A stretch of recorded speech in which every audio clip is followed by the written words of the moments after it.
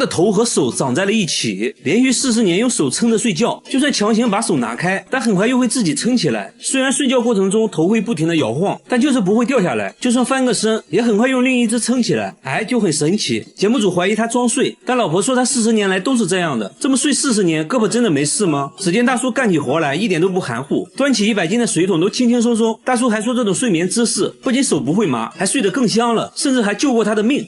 这又是为啥呢？他说之前家里闯进一个小偷，小偷看到他的奇葩姿势，还以为是睡梦罗汉，直接就吓跑了。附近邻居家都被偷了，唯独他家没有丢失任何东西。后来邻居都学他这样睡觉，他根本坚持不了5分钟。那他为啥会有这种迷惑行为呢？大叔说自己从18岁开始就这样睡觉了。原来40年前经常有人在他家果园偷苹果，轮到他守夜的时候实在太困了，想要睡一会儿，但地板很硬也没有枕头，他突发奇想用手把头撑起来，没想到睡得非常舒服，甚至打起了呼噜。从那之后就形成了习惯。但是这样真的健康吗？来到医院一番检查下来，医生说他患有间歇性的呼吸障碍，奇葩睡姿让舌头阻塞了呼吸道，所以有时在睡眠中会无意识的呼吸暂停。为了健康必须要改掉这种睡眠方式。最后大叔也表示不再当睡梦罗汉了。和大叔有类似爱好的还有下面这个男人，他睡觉必须要抬腿，还说这样舒服，周围人都不相信，觉得他在装睡。但3个小时过后，大叔就这样一直抬着腿，看起来好像不是装的。节目组做了个测验，让5个人同时抬腿，不到1分钟，有人已经在发抖了。5分钟后，所有人都败下阵来，唯独大叔的腿还在悬空。走近一看，人家已经睡着了，即使在家里那也要抬着腿，被子都被他撑了起来。监控也显示大叔整夜都抬着腿，他为什么会出现这种迷惑行为？节目组带大叔来到医院，经过长时间的检查，医生说大叔的腿没有任何问题听到这话大叔开心了，不用刻意的改变自己了。而他哥哥的脚更厉害，他可以用脚钓鱼，一天能钓100只，只需要在水里走2步就可以钓到1只鱼。大叔的脚好像有什么魔力，鱼儿都往脚下钻。大叔说这也是要讲究技巧的，要用脚跟走路，只要有鱼碰到脚，一脚踩下去，百发百中。刚说完就抓到了1只大鲶鱼，就这样不一会儿就抓到了20多只，回家做一顿红烧鱼，简直不要太爽。节目组还安排了一场比赛，工作人员同时用4个鱼竿钓鱼，半天都没有钓上来1只，而大叔用了不到1小时就用脚抓了10多只，工作人员都惊呆了。我感觉大叔这个技能真的好实用啊！然而更神奇的还要数下面这个，他全身没有骨头，把头固定住，甚至可以旋转360度，直接吓傻了围观群众。不仅如此，手腕也可以360度转动，手指都能做出反人类的动作，2只手合在一起，很轻松的就能把手背掰到后面。工作人员尝试了一下差点没骨折，他连脚后跟都能翻转到前面，离远了看差点分不清前后。高难度的瑜伽动作也不在话下，身体极度扭曲，即使连专业的瑜伽教练看到都被吓了一跳。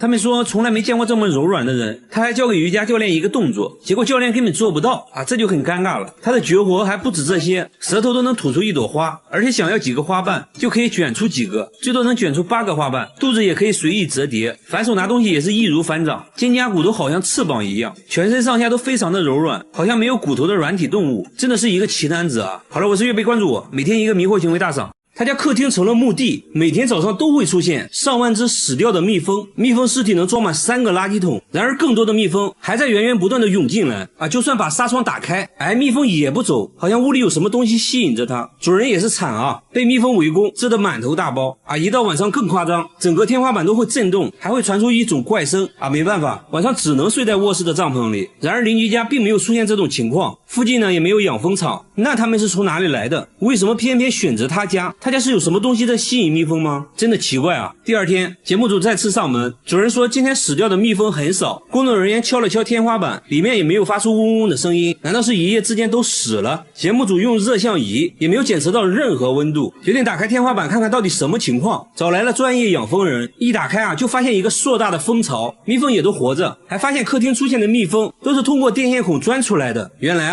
当蜂巢内部温度过高时，蜜蜂会扇动翅膀来通风，就会出现嗡嗡的声音。之所以现在蜜蜂安静下来，是因为天气降温了，它们一年只能生产出1个蜂巢，现在有6个蜂巢，说明它们已经在天花板生活6年了。那没什么好说的，直接给蜜蜂搬家，最后还收获了17公斤的蜂蜜。主人说这就算6年的房租费了。然而下面村庄发生了更离奇的事，每到凌晨1点，整个村子就会传来龙的叫声。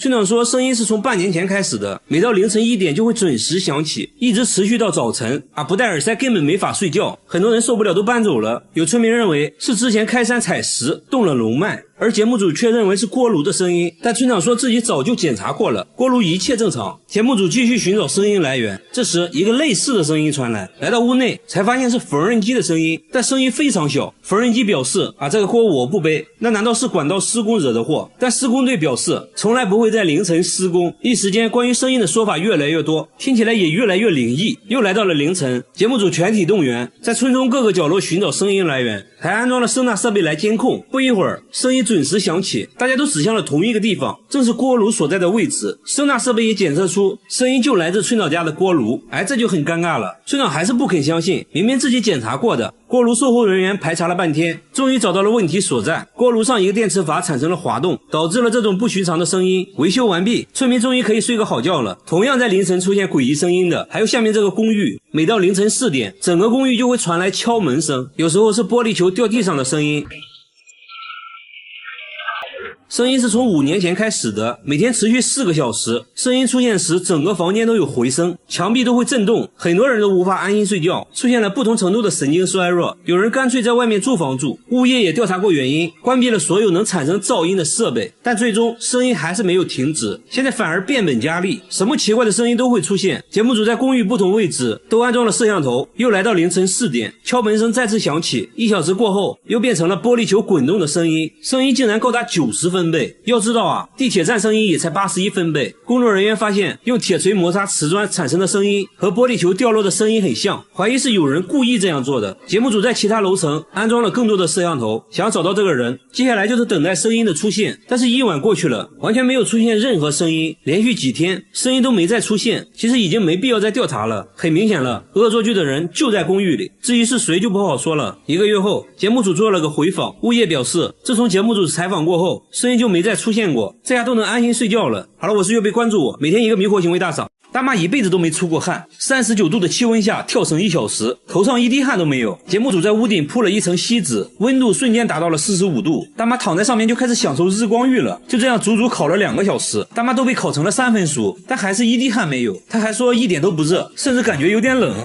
节目组又带大妈来汗蒸，汗蒸房现在65度，没一会儿，同行的大妈已经大汗淋漓，她却一点反应没有，还说温度能不能再高一点。周围人都看呆了，露出了一副没见过世面的样子。1小时后做个对比，大妈的额头还是一滴汗没有。大妈说小时候家里穷一天饿3顿的，根本没关注过出汗这件事。结婚后呢，丈夫又死得早，她成了家里顶梁柱，更没时间关心自己了。现在孩子们都大了，不用自己操心了，她想要体验一下出汗的感觉。节目组带她来医院检查，医生想要确认下大妈是否真的不出汗，在她手上涂了一种遇到水就会变成紫色的液体，又撒上了一些白色粉末，接着放在烤灯下面烤了1个小时后，结果手指纹路上都变成了紫色，说明大妈还是会出汗的，只是量比较少。医生说出汗少其实对身体健康没太大影响，这些大妈也放心了，原来自己和正常人一样也还是会出汗的。然而下面这位小姐姐的情况和大妈完全相反，她10分钟就会出1斤汗，双手就好像刚洗完一样，腋下每时每刻都湿漉漉的，甚至会有汗珠从腋下流出来。节目组做了个测验，不到1分钟，汗水以肉眼可见的速度冒了出来，甚至直接滴了下来。看恐怖片的时候，那双手简直成了水龙头，被子都湿透了一大片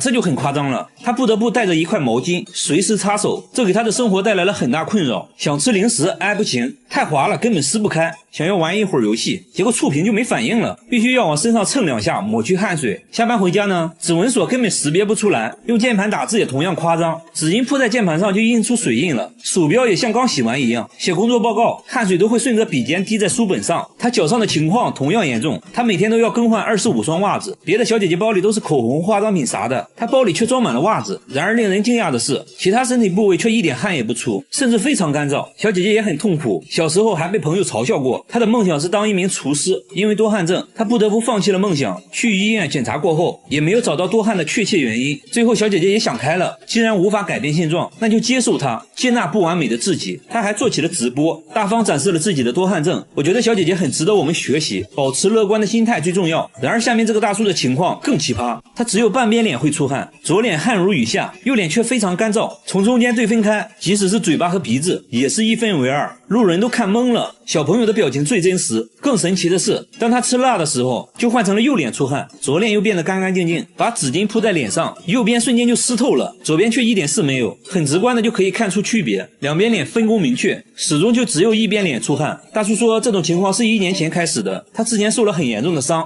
下半身都瘫痪了，手术后虽然身体恢复了健康，但出现了现在这种情况，他怀疑是手术留下的后遗症，随后来到医院检查，医生说这其实不算后遗症了，是由于术后的脊椎在恢复，中途可能压迫到了汗腺神经，才出现了半边脸冒汗的现象。不过不用担心，等脊椎恢复正常后，汗腺就可以正常工作了，这种情况就会慢慢消失的。听到这些，大叔就放心了，保持乐观的心态，等它自动恢复。但我有个快速恢复的方法，在很热的地方吃辣的，那不就两边都出汗了吗？对吧？嘿嘿，我真是个机智的少年。好了，我是岳贝，关注我，每天一个迷惑行为大赏。大叔养了一屋的蚊子，竟然是为了给孩子吃。只见他用网兜在墙上这么一搂，就收集了满满一袋蚊子。但这仅仅是孩子们的开胃菜，还说孩子们最爱吃的其实是苍蝇。接着他来到一个塑料桶前面，说这一桶就是孩子的主食。掀开盖子，那味道简直比奥利给还奥利给，绿头苍蝇漫天飞舞。大叔说这是10天前买的鸡肠子，在室外整整发酵了10天，就生成了这些苍蝇。那到底是什么样的孩子会喜欢吃这些东西？节目组跟着大叔来到一座大棚，大叔先把抓到的蚊子全部放了出来，瞬间就跳出来了上百只树蛙。原来他口中的孩子就是这些树蛙。树蛙的干饭时间到，一口一个，那是真香。随后大叔又把苍蝇放了出来，看得出来树蛙确实挺爱吃，口感比蚊子好多了，一口下去还会爆浆。大叔养了3个大棚的树蛙，一座大棚就有1000只，还都给他们取了名字。大叔说养树蛙纯粹是因为喜欢，自己把树蛙当成了孩子。树蛙也很喜欢大叔，只要大叔出现，树蛙就会跳到他身上，不一会儿身上就爬满了几十只。不仅如此，他在家里也养了一缸树蛙，就连吃饭也和树蛙一起。大叔说这样才有食欲，家人都不能理解大叔的爱好，尤其是儿子，和树蛙比起来，感觉自己不是亲生的。如果养宠物有段位的话，下面大爷的宠物更惊人。他把600斤的野猪当儿子养，会骑着野猪去买菜，速度还能调节，只要扭一下耳朵，想快就快，想慢就慢。他直接成了街上最靓的老头。大爷还会和野猪一起睡觉，野猪每天叫他起床，熟练的打开窗户，对着主人开始叫。大爷如果想赖床的话，他会反复开关窗户，发出噪音。看起来野猪应该是饿了，主人起身去厕所给野猪做早餐，刚做出来的就是热乎，野猪吃的一脸享受。大爷说野猪是爬山时意外捡到的，当时很小一只，很可爱，没想到它才3岁，身长就超过了1.9米，体重接近600斤。不过还好，野猪很温顺，能听懂人说话，可以和狗一样握手，甚至还会跳舞。大爷可以随时骑在它身上，不过被大爷骑久了，野猪也会调皮的想骑一下主人。大爷完全没有招架之力，被600斤的野猪压得死死的，差点压出了腰间盘突出。大爷每天都会带它遛弯，野猪很听话，过马路会跟着主人走天桥。路过一家猪肉店，他突然停了下来，奇怪，怎么闻到了妈妈的味道？他莫名感到有一股杀气，吓得他赶紧就溜。又路过一家年糕店，赖在店里不肯走，临走时忍不住想要下嘴，被大爷无情制止。但是年糕包装已被破坏，大爷也只好买下了年糕。野猪边吃还边低头感谢，毕竟是野猪嘛，大爷也会带他来山上遛弯。爬山过水根本不算什么，一到山上，野猪的本性就暴露了，到处拱来拱去，完事就会乖乖的跟着大爷回家，最后和大爷来个亲亲，就可以安心的睡觉了。不过要论宠物的稀有度，还得看下面这个。他把一块石头锁在了保险箱里，还说这石头价值1000万。接着揭开了一块布，出现了一块奇怪的石头。小朋友说这是恐龙蛋化石，说这个石头和树上的化石看起来一模一样。节目组还是不相信，他又拿出手机搜索恐龙化石照片，确实看起来很像。化石是在公寓空地上发现的，当时几个小朋友在挖土，就挖到了这个奇怪的石头。接着还咨询了体育老师，老师说以我的经验来说，好像是真的。那到底是不是恐龙蛋化石？我们带着石头找到专家，专家看了半天，说这些还真是恐龙蛋化石，因为石头表面有一层类似蛋壳，还说可能是草食类恐龙的蛋。小朋友越听越兴奋，问化石能值多少钱？专家说需要进一步确定化石的形成时间和地点，才能确定价值。那化石是怎样进入公寓的？物业说公寓建成于1993年，根本就弄不清化石从何而来，那会不会是有人丢失的？工作人员询问了公寓附近的人，有个大爷说是他丢的，很多年前买给孩子玩的，现在孩子都大了，没人玩就丢了，还说如果小朋友喜欢的话可以留着。小朋友听到这个消息激动的手舞足蹈，还说会好好收藏，努力学习，成为一名专业的地质学家。好了，我是岳飞，关注我，每天一个迷惑行为大赏。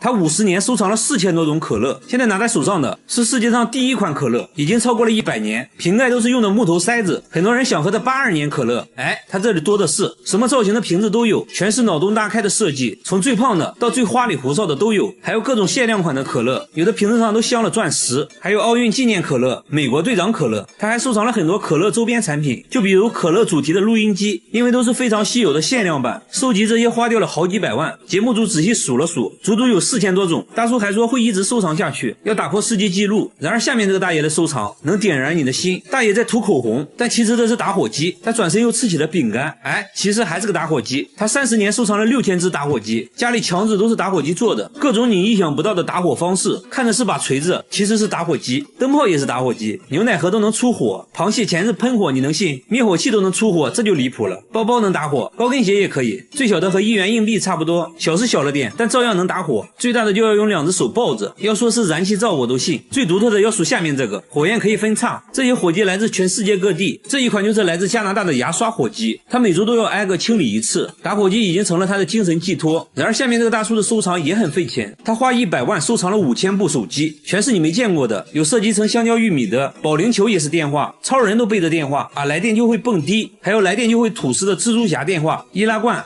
也是电话，连鞋底都能设计成电话，密密麻麻摆满了房间，地板上几乎没有下脚的地方。工作人员数了数，光客厅就有2000部，另一个房子更多，但大多都是智能手机，一共算下来有5000部，并且这些都安装了电话卡，都能正常使用。节目组随即拨打了几个，果然就接通了。他说每月光套餐费就得5万块钱，为此连周末都要去兼职。妻子也觉得这就是一个沉重的负担，考虑再三，他决定做出改变，把手机都卖掉了，还给儿子买了一屋子玩具。他终于想明白，亲情才是最值得收藏的。和他一样，下面这个人也喜欢收藏，只不过他只收藏座机，整个仓库摆满了座机，一共有3000多部，100多年前的古董电话都有。神奇的是，电话竟然还能使用，不过要像摇动手柄发电才能打电话。大叔演示了一遍，插上了一个什么模块，然后真就拨通了工作人员的手机，通话音质非常好，就好像穿越了一样，很神奇。大叔还打算开一个手机博物馆，把这些不常见的电话展出，供大家欣赏。然而下面这个大爷的收藏更有价值，他5年收集了3000万个烟头，每天都要去街上捡烟头，一天就要捡1万多支，捡满1箱就要封存起来。5年内收集了300多箱。晚饭后他又去捡烟头了，还说现在捡的最多。来到饭店门口，果然发现了很多，不一会儿就全部捡干净了，即使垃圾桶里的烟头也不放过。有人说经常看到他整晚都在街上捡烟头，下雨天也不例外，只要大爷出现的地方就绝对不会允许有烟头。那为啥大爷会痴迷于捡烟头？大爷说这样做的目的就是警告那些随意丢烟头的人，还说这样能让自己锻炼身体，感到非常快乐。和大爷有同样爱好的还有这只乌鸦，只要看到有人抽烟，他就会发起攻击，趁其不备直接一口夺下香烟，接着把香烟捣碎丢进垃圾桶。小哥说自己每次抽烟乌鸦都会出现，好像是针对自己一样。工作人员假装抽烟，看会不会遭到同样待遇。乌鸦仔细观察了一会儿，假装毫不在意的路过，突然一个箭步向前叼走了香烟。所以无论是谁，只要抽烟就会成为他的目标。香烟到手，接着又用翅膀把烟弄灭。为啥他会有这种迷惑行为？专家认为他是想把香烟的气味涂抹到翅膀上来驱赶寄生虫而已。很多鸟类都会这样做。好吧，原来如此。好了，我是月贝，关注我，每天一个迷惑行为大赏。这位96岁的奶奶曾经死过，但又活了过来，不仅长出了黑头发，还长出了新牙。村民都曾参加过她的葬礼，而此刻她却在厨房做饭，看起来非常健康。她记得自己生病住院，但完全不记得自己死而复生的经历。面对节目组的质疑，老人的女儿说这一切都是真的，当时在医院里，母亲就停止了呼吸，我们连衣服和板板都为她准备好了。之后老太太突然开始咳嗽，慢慢的恢复了生命迹象，家人都感到很震惊，医生听说后也感到很惊讶。和老太太一样死而复生的还有下面这只狗狗，这是一只从坟墓里爬出来的狗，在它死后的第5天，自己一瘸一拐地爬回了家。主人看到它回来，头发都炸起来了，而且旺财后腿受了严重的伤，只能用前腿爬行。这一切要从5天前说起。那天主人在田里干活，旺财在马路上溜达，一个没注意就被过往的车碾压了。当主人赶过来的时候，旺财已经奄奄一息，没一会儿旺财就闭上了眼睛，停止了呼吸。主人非常伤心，然后邻居帮忙把旺财埋在了山上。但就在5天后，主人在院子里突然听到一声熟悉的狗叫，叫。刚开始她以为自己幻听了，没太在意，但随后她老公也听到了狗叫声，于是他们朝声音的方向搜寻，最后在房子附近的沟里发现了旺财。主人感到很不可思议，邻居也很内疚，毕竟是自己误以为旺财死了才帮忙埋起来的。此时旺财的身体情况很差，宠物医生对他进行了全面检查，发现旺财后腿已经粉碎性骨折了。那么这种情况下，他是如何从半米深的坑里爬出来的？为此，节目组邀请了动物行为专家。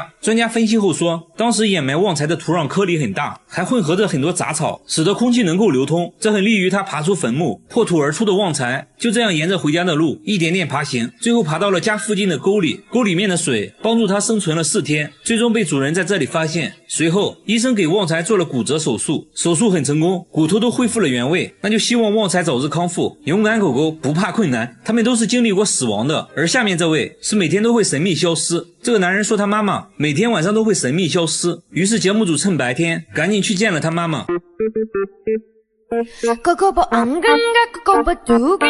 原来是小狗的妈妈。主人说每天晚上都看不到它，天亮了又会准时出现。主人只能再次把小白拴起来，问题是它一直被链子锁着，而且锁扣需要按压才能打开。小白无论如何都是无法挣脱锁链的。开锁专家也说，这种锁扣只有人才可以打开。专家认为是有人故意帮小白解开的，但是家里其他人都说没有帮小白解开过锁链。没办法，节目组决定安装摄像机全程拍摄。刚开始一切正常，时间来到半夜2点13，突然一阵声响惊动了节目组，接着就发现小白已经消失了，狗窝里只剩下了狗宝宝。节目组赶紧查看录像，小白刚开始只是来回徘徊，突然在没有任何人帮助的情况下，锁扣就被打开了，接着小白就消失在漫漫黑夜里。为了解开谜团，节目组又邀请了动物专家。专家反复观看录像后，终于发现了问题。锁链是用一根电线制作的，当小白来回走动时，就会把锁链拧起来，利用巧劲别开了锁扣。刚开始的时候，小白可能意外打开了一次，慢慢的他就对开锁越来越熟练。毕竟没有困难的工作，只有勇敢的狗狗。现在问题又来了，小白为什么要选择晚上消失？专家通过分析后发现，原来小白消失是为了来后院吃狗粮。专家表示，小白是个尽职的母亲，她知道要想喂好孩子，自己就要保证营养，才会每天偷偷跑出来加餐。主人感到很内疚，决定以后在小白的狗粮里再多加上1盒罐头。最后我还有个疑问，为什么小白的2个孩子是不同的品种啊？知道的评论区说一下。好了，我是月贝，关注我，让我们一起走进科学。他天生就有2个胃，一次能吃100个肉夹馍，吃自助餐盘子都能堆到天花板。老板被狠狠上了一课，但这仅仅只是开胃菜。接着来到路边摊，又吃掉了10份烤冷面，这属于他的餐后甜点。这样下来一顿午餐就算吃完了。来到公司直接冲进了厕所，还说自己消化快，一天就要拉8次，放屁都比别人臭。每天都是上班、餐馆、厕所3点一线。下班后他来到一家烤肉店，先要了10斤五花肉垫垫肚子，烤到滋滋冒油，一次夹上3块，再放上1勺芥末，一口吞了下去。很快10斤肉就进肚子了，现在感觉有6分饱了。回家又做了1份辣酱拌饭，还加了1管芥末，说自己完全感觉不到辣。之所以这么能吃呢，是因为自己天生有2个胃。工作人员肯定不信啊，带他来到医院，医生也不信，从来没听说过有2个胃的人。接着给他做了胃镜检查，医生的表情逐渐严肃起来，看起来好像真的有2个胃。接着又推他照 CT， 观察他的消化过程。当他吃下东西，胃部很快凸出来一大块。医生说其实他没有2个胃，只是他长期暴饮暴食，胃被撑大了1倍而已。为了健康必须要控制饮食，小哥也表示会慢慢改变饮食习惯。之后他还做起了美食博主，给大家传递健康的饮食理念。和他一样，下面这个小哥从小就与众不同，他背上长了一颗巨大的黑痣，从脖子一直延续到后背，上面长满了毛发，又粗又硬。工作人员摸了摸，非常扎手。小哥说刚开始只是一个小黑点，慢慢的就长成了一大片，甚至腿上也长了大大小小的黑痣，走到哪都是别人议论的焦点，围观群众都看懵了。但小哥很大方，还主动让人摸摸看，满足他们的好奇心。小哥认为自己是独一无二的，不会刻意把黑痣隐藏起来，别人的指指点点小哥并不在意。然而小时候却不是这样的，上学时一直遭到同学的嘲笑，都说他是怪胎，还给他起了很多外号，这让他很自卑。老师一直鼓励他，既然无法改变现状，首先自己就要接纳不完美的自己，让内心充满正能量，不要在意别人异样的眼光。从那之后，他会大方展示自己的与众不同。妈妈说之前家里穷啊，没钱给儿子看病，错过了最佳治疗时间。不过呢，节目组就是大气，直接带小哥来到大医院，医生检查了半半天，说因为黑痣一直在生长，现在要先确定黑痣是否病变。接着一番全面检查，医生给出的结论是可以慢慢的逐步去除黑痣。听到这话，小哥对生活更加充满希望。我觉得小哥是很值得我们学习的，保持乐观的心态最重要。然而下面这家人更神奇，他全身没有骨头，把手按在凳子上，他可以围着凳子转圈，正常人手臂只能转200度左右，他却能转360度，还说一点都不疼，圆规画圆都不用倒手，一气呵成，洗碗也变得很方便，还上过节目，主持人都看懵了。然而他其他部位却非常僵硬，脚踝能转动的幅度很小，把腿绷直，双手也够不到地面。他觉得自己手臂没有关节，所以才能旋转360度。为了搞清楚怎么回事，节目组带他来医院做了全面检查。医生说他的肩关节和肘关节活动范围比正常人要大，骨头并没有什么问题，而且这种技能好像还遗传，他女儿也能360度转动啊！不仅如此，他弟弟也有过人之处，弟弟天生就有个长舌头，足足有10厘米，舌头轻轻松松可以舔到鼻子，如果借助外力的话，甚至能够碰到眼睛。和朋友一对比，比朋友的舌头长2倍，吃酸奶都比别人吃得干净，酸奶底部被舔得干干净净，狗见了都流泪。那为什么会有这么长的舌头？医生检查过后说，一方面是有遗传原因，另一方面经过他长期训练，舌头附近的肌肉很发达，能很好的控制舌头，经过测量足足有10厘米，好像已经打破了世界纪录，真是奇奇怪怪的一家人。好了，我是岳贝，关注我，每天一个迷惑行为大赏。老人死了15年，身体却没有腐烂，甚至散发出淡淡的清香，手指甲还在生长，连血管都清晰可见，甚至还长出了黑头发。家人都认为奶奶并没有死，只是睡着了而已。他们会定期给奶奶剪指甲，每天还要给奶奶擦身体，单独给她做饭，看着成为一具干尸的老太太，节目组也震惊了。原来15年前奶奶突发疾病住院，在9天不吃不喝的情况下，竟然喷出了16斤便便，接着就断气了。奇怪的是，体温并没有下降，一直维持在36度，身体也不僵硬，除了没有气息外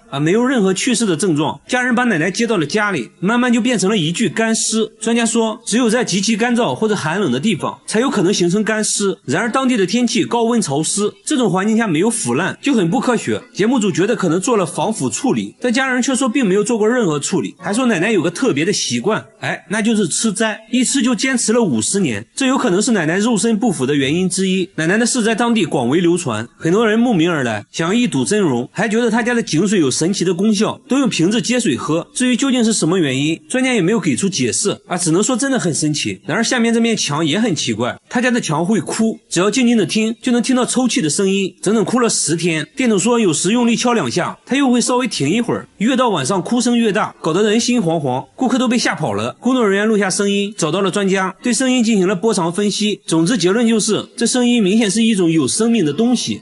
真是见了鬼了，难道墙是活的，它有心跳？大家才不信。店主请来了装修师傅，这师傅一来也不敢得罪这墙，大家鼓励了他好久才开始。现在墙上打了个洞，内窥镜往墙里一看，就看到了2只闪亮的眼睛，师傅被吓了一跳，仔细一看，原来是只小猫咪，墙上都是抓痕，看起来现在已经精疲力尽了。那它是怎么钻进去的？节目组检查了屋顶，猜测是通过屋檐下的缝隙钻进去的，在墙壁之间穿行时不慎跌落到了墙里面。店主说这只猫我见过，之前一直在我店门口转悠，店主决定明天拆墙救它，可第2天墙里一点动静没有，通过手机观察，里面空空如也，猫咪不见了。专家认为猫咪已经自己逃脱了，强大的求生欲让它克服了种种困难，最终爬了上来。几天后，小猫咪果然出现了。然而下面这家也发生了一件怪事，他家经常无缘无故的出现长头发，有长有短，最长的有2米，比他本人都高，有时出现在厕所，有时出现在卧室，拔一根自己的头发做对比，大小几乎一模一样。他觉得这就是人的头发，关键他家人都是短发，而且最近来家里的人也都是短发。一开始呢还误会了老公，以为是老公在外面带来的。这种现象呢是1周前开始出现的，老公当时在叠衣服，就发现了一根长头发，衣服是刚从烘干机里拿出来的，他赶紧查看烘干机，里面却干干净净，毛都没有。慢慢的头发出现了越来越频繁，看着吓人。房子呢是他们租的，刚住进来也没几个月，而且像这样的房子租金却很便宜，当时房主也是很着急的往外租，他们怀疑房子里发生过不好的事情，难不成真的有鬼？节目组带着毛发找到专家，专家看了半天，说从粗细大小上来看和头发确实很像，接着又在显微镜下观察，结果专家却说这并不是头发，那这到底是啥呢？专家说这就是裤子上的线头而已。接着妻子检查了衣服，果然在一件西装上抽出了一模一样的线头，长度也完全符合，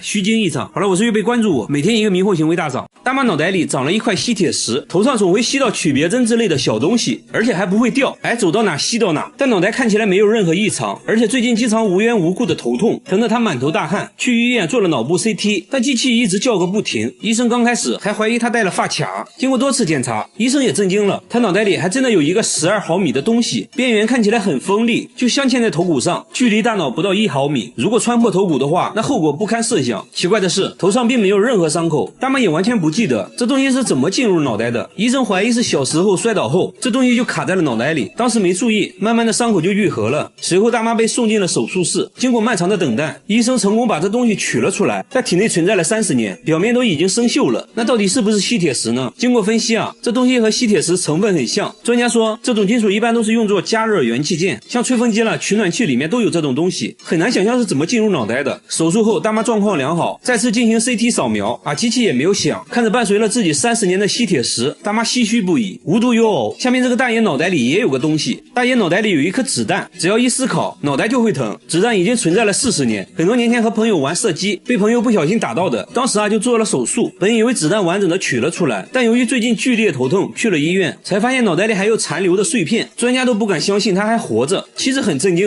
说一直以为丈夫脑袋都是浆糊，没想到还真差点成浆糊。但是现在有个棘手问题，子弹距离大脑关键区域只有3毫米，要想取出子弹，很有可能会造成更大的事故。由于暂时没有太大的问题，医生建议保守治疗，平时头痛的话可以吃点药。大爷也觉得本来子弹都在脑袋里待了40年了，也不差这几年了，对吧？和他一样，这个男人脑袋里有一颗螺丝钉，而且头上没有任何伤口，不记得怎么卡在里面的。他说之前被椅子撞到了脑袋，当时血流不止，去医院做了脑部 CT， 才发现脑袋里有一个2厘米的东西。不过还好，这东西只停留在了头骨上，医生认为可能是螺丝钉，但五金店老板表示自己没见过这种螺丝钉。母亲也很震惊说他小时候头上没有受过伤，和医生商议后决定立即开展手术。几个小时后，东西终于被取了出来，医生认为是雨伞的伞头，确实非常像。他也说小时候经常和小伙伴拿伞打着玩，可能无意间就卡在了脑袋里。不过现在他可以健康的生活了。要我说更奇葩的还要数下面这个大妈。大妈屁股上长了一块6厘米长的玻璃，玻璃已经存在了36年，她却毫无察觉，还说一点都不痛。直到一次健身的时候，突然屁股剧烈疼痛，检查过后才发现屁股里竟然有一块玻璃，玻璃距离肠道只有1厘米，剧烈运动或者稍有不慎都会伤到内脏，按说都会出现感染或者肿胀的情况，但大妈36年来没有任何症状。这就很奇怪了，那玻璃是如何进入身体的？大妈回忆说，年轻时有次不小心撞碎了玻璃门，当时就腿上扎了一个玻璃碎片，其他地方没感觉到疼，万万没想到屁股上还有一个，就这样存在了36年。下面这个男孩也很神奇，他从8岁就开始脱发，全身上下一根毛都没有，眉毛光秃秃的，下巴也干干净净，甚至连睫毛和鼻毛都没有。同学们嘲笑他是怪胎，这让他很自卑，不管去哪都要戴着帽子，连帽子后面的洞也要缝起来，永远坐在教室最后一排。他说走在街上感觉别人都在议论他，甚至患上了抑郁症，休学了1年，即使在家里也要戴着帽子。母亲说去过很多医院都没有治好，节目组带他找到毛发专家，检查了半天，终于在显微镜下发现了一根毛发。专家说这种情况是有可能治好的。听到这话，母亲激动的哭了，她也重新燃起了对生活的希望，决定不再在乎别人异样的眼光，别人爱说什么就说什么，那就祝他赶快自信起来吧。好了，我是月贝，关注我，每天一个迷惑行为大赏。